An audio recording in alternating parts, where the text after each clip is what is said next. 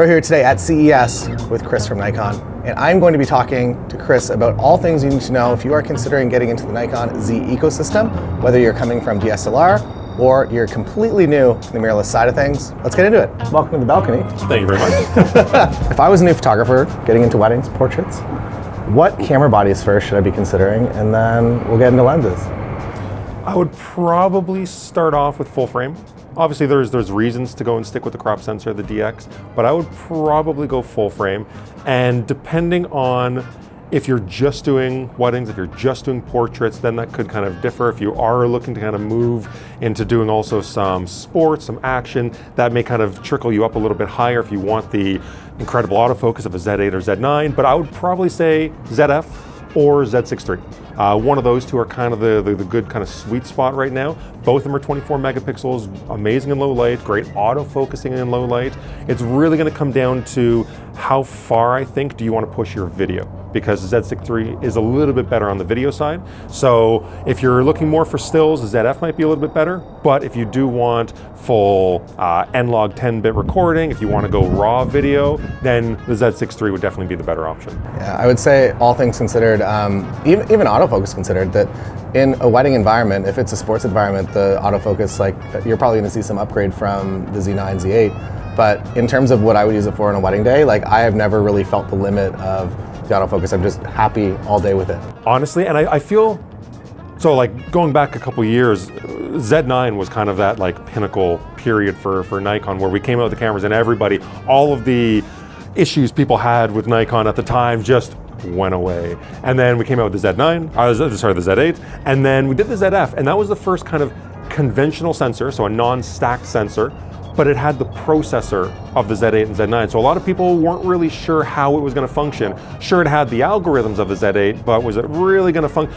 And let me tell you, look, I know you have shot quite a bit with it. I've shot, whether it's not just kind of the normal thing that people would expect to be used with the ZF, but I've done birds in flight with it. I've really tried to kind of push the gear as far as it can go, and I was really, really happy with how the ZF performs. So like you said, you can push it beyond what kind of people expect the ZF to be used for, and then if you really want to go even further, that's where the Z6 III's partially stacked sensor, you get more readout, you get more and more, we don't have to go super techie, but the sensors read out much faster, so you're going to get better autofocus with it, and then when you go to the Z8, Z9, it's read out even faster to give you even more performance. So yes, you do get better performance at that higher level, but will most people see it? I don't know. Especially in a wedding environment, I don't think so. I think that as long as you're happy with the ergonomics, and I do think that that's a big thing, if you are thinking about the ZF and you haven't actually held it in your hands, definitely go and put it in your hands, because for me personally, I actually hold the camera a little bit differently. I'll hold it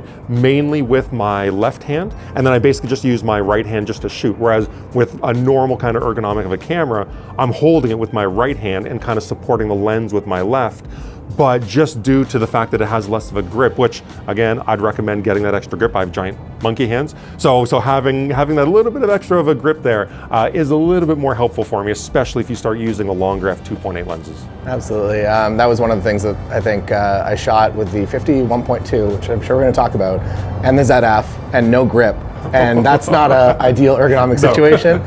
So definitely recommended to go get the grip if you are getting a ZF. I would also say, as a wedding portrait photographer, weddings specifically, that you're gonna have a backup camera. So it probably makes sense that if you are in the market to maybe do video, maybe do some sort of commercial video at some point, or do some video for weddings, it might make sense to go Z6 III and then also a ZF as your backup camera, but then also your personal camera as well. I was literally just going to say that. I was going to say that the Z6 III is going to be that, okay, you need a workhorse, you're going to go in and shoot however many weddings a year, that's going to be your go-to. But for everything else, I almost guarantee that everybody I know who's kind of had that backup as a ZF and just expecting to not use it that much, it becomes more and more of a used camera, especially like you said, on a personal. I brought it here. It's with me in my room right now. That's what I'm going to be shooting with. So it's a fantastic camera, and it's not just the style. And I think that surprises a lot of people. There's so much more substance to it, the technology, the autofocus. It really, really is a very, very fun camera to use, but very capable camera too. Absolutely. All right, so those are cameras, our recommendations for them. Now moving into lenses, what do you see? So I know what I use, and I talk about it a lot on the channel, but what do you see other wedding and portrait photographers using the most? Because I feel like my answer might be a little bit different. It's all over the board. I don't have a set answer, because if you'd asked me 5 years ago, it would have been the easy 24 to 70, 70 to 200. And that's kind of the standard. And they still are. Those focal lengths are great, but not everybody wants to go and carry around two lenses, both of them f2.8, both of them are sizable. So there are now different options. We have our kind of trio of non-S-line lenses. So within our Nikon ecosystem with our Z lenses, we have S-line, which is kind of our top of the top. And then we have our non-S-line lenses. And we have our trio of 17 to 28 f2.8. We have a 28 to 75 f2.8, and then we have a 70 to 180 f2.8. They're about half the cost, half the size, and half the weight of the S-line versions. Now, is there a difference? Yes. If you are picky, you are going to see a difference, because for that amount of money, for that amount of size, there's a reason that physics dictates that a lens has to be a certain size. So yes, you will get the best quality you've ever seen if you go with the S-line, but do you always need that? If you're doing more events and you don't care about the corner sharpness wide open,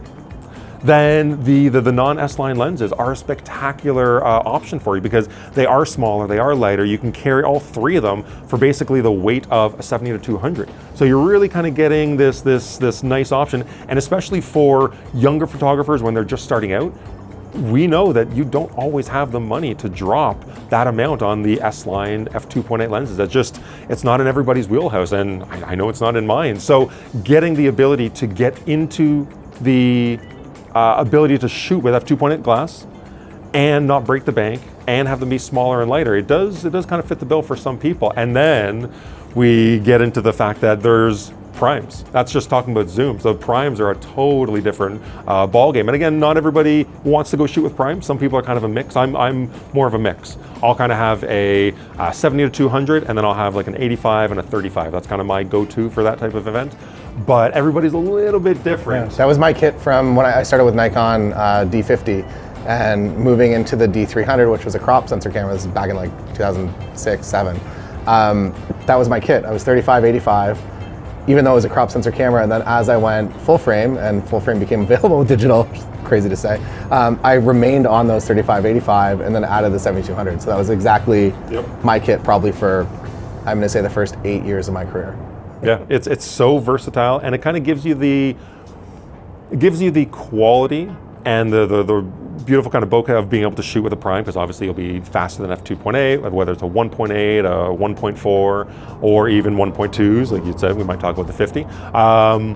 Yeah, there's so many different ways to kind of pick and choose what fits your situation. A lot of guys at the office, they laugh whenever I'm asked a question. My answer is always, well, it depends, because everybody's so kind of picky as to what they prefer, and that's a great thing. And it's great to have so many options. We have over 40 native Nikon Z lenses now, along with the fact that you can go and use your F-mount lenses with the adapter. So having all these options is a great thing for photographers. Yeah, and if you're not sure where to start and you're like, I don't even know what focal length I would prefer, you can rent most of these lenses as well. There's likely wherever you live, there's either a physical rental house that you can go to, maybe a camera shop, or there's someone that's going to ship a Pelican case of equipment to you. So you can try some things out. It's always my recommendation, even though it might be counterintuitive. Those first few weddings that you book, I was very happy to go kind of net zero on them, knowing that I was spending the money that I was earning on a better kit, so that portfolio was going to just look a lot better. So you shoot those first few weddings with top of the line equipment, those photos are going to be in your portfolio for a long time.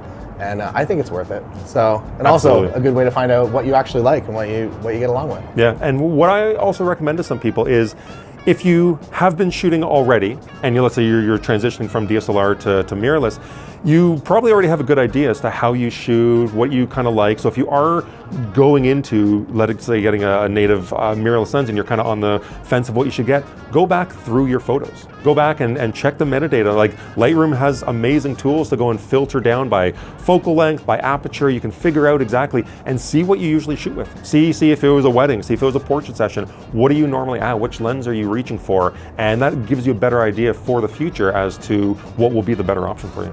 So when it comes to the 35 and 50 millimeter lenses, you have a few options, which has been a question that's come up a few times on the channel. 1.4, 1.8, the prices are pretty similar. What's going on?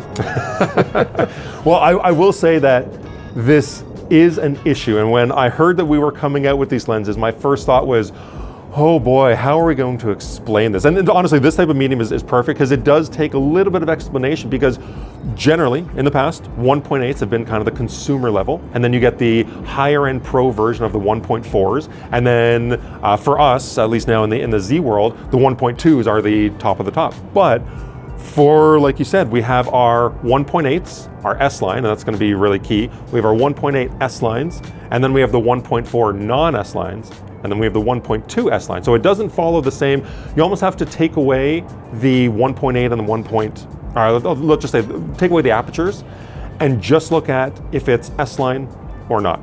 So S line, 1.2, obviously best of the best. It's large, it's heavy, but the look of it is, oh, that 85 is just, I have fallen in so hard in love with that lens. But then we get to the 1.8s, 1.8 S line. Now, that is, when you're comparing it to most things on the market, going to be, in all honesty, better quality. And I'm not, let's say, talking about other brands, but I'm talking about our f-mount lenses. So if you go and compare our older 1.4s, the G, they were those pro lenses. We had the 24, the 35, the 58, well, we had the 52, and then the 85, and the 104. All of those were absolutely amazing lenses, but when you go to the 1.8s, they're actually better than those. For anybody who doesn't know me on here, who hasn't run into me at any of our shows, I am very picky, and I do a lot of testing, both against our gear, but also against competitors. So whenever we come out with a new lens, I always compare it against the f-mount version, just to kind of see where it fits, see kind of how it reacts. And without fail, our 1.8s are unbelievably better than the older 1.4s, which are usually 2.5 times the money. They were larger, they were heavier. So we did it to ourselves in that we came out with such amazing 1.8 glass. And that is kind of where the confusion runs in for a lot of people, where they look and they go, well, why would I buy a 1.8? Well, this isn't your grandfather's 1.8. This is really the top of the line until you get to the 1.2s. The 1.4s, I would say they react much more like the older f-mount lenses. So they're not going to be as sharp, wide open. The corners specifically aren't going to be as perfect. But again, for a 35 and a 50 1.4, you aren't necessarily caring about the corner sharpness all that much. If you're using them in a portrait scenario, that's going to be blurry anyway. So for those uses, if we had like a 14 mil that was not very well corrected, well, then I would say, well, but for these specific focal lengths, they fit really, really well. And actually the 35 1.4 is what I brought with me here, just because it's such, for the character that you get out of it, I like the bokeh better out of that than I do the 1.8s. So even though the 1.8s are going to be a hair sharper, I like the overall look of the 1.4s, and it's a little bit cheaper, which is never a bad thing. And I will also say that as like a wedding and portrait photographer, you're not always after the ultimate in sharpness and the most perfect lens possible. You kind of want some of those characteristics sometimes. And for myself personally, I like when lenses flare a little bit non-conventional. And when the flare is controlled too well and it's too perfect, I don't actually like that as much. So there are different lenses for different people, and I guess just different characteristics that you're looking for. So. Yeah, I fell really, really quickly in love with the 35. I didn't think I would. Well, again, I see the specs. I see the specs, and I get the PowerPoints, and I go, okay, well, now I have to wait till I get the samples to go and test it. And my testing, I was blown away. It was very close in terms of sharpness of the 1.8s. Not quite there, if we're going to be really critical, because the Japanese are. But again, that look, the look really did grab me. Does it have as controlled ghosting, flaring? No. Is there a little bit more chromatic aberration? Yes, there is. So if you're looking for like a clinical lens, don't go for the 1.4, go for the 1.8S. But if you want that little bit of character and you want a 1.4 that's basically as small or a little bit smaller than the 1.8s, it's a great option. And another thing to mention is that there is third-party lens support as well, which I think is important.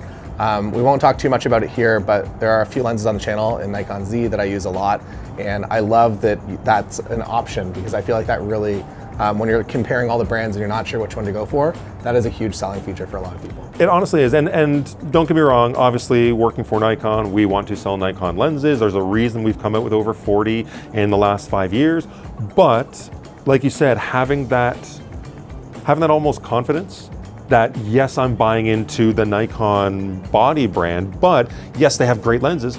There are other third-party option lenses out there that are finding niches, that are finding focal lengths and ranges that we don't currently have. And if that's what you need, if that's what you want right now, then if that gets you into the Nikon system, I personally am all for it. And what are your recommendations for longer lenses? So we've kind of talked about everything going up to about 85. What would be your choice beyond that? I just have one. Is it the 135? Yes. I could talk about the 70 to 180 is great. The 70 to 200 is so close to prime quality that honestly it is spectacular. But the 135, it's I feel like that's the dream lens for everyone. It's so amazing. Now, I will say it isn't for everybody. You need that working distance to really get the most out of it. If you are in a smaller studio, if you are usually kind of shooting inside weddings where you don't have a lot of room, then maybe the 85 1.2 might be a better option for you. But if you can, the 135. The Plana is, oh my God, I know. All right, so we've just spent a lot of your money. Thanks for joining us. Any questions, feel free to put them in the comments below. I'll do my best to get back to you, or if not, maybe Chris can come by. And that's all for today. Thanks so much for joining me up here in the balcony. My pleasure.